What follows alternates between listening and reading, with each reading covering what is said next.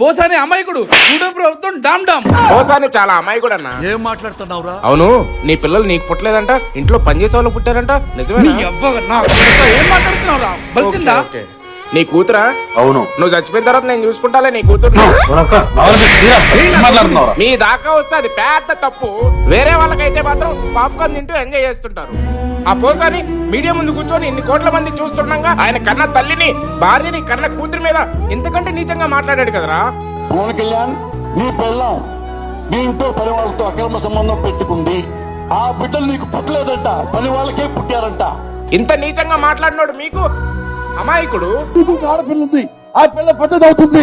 గుర్తు పెట్టుకొని వెనక బతికే ఉంటాను.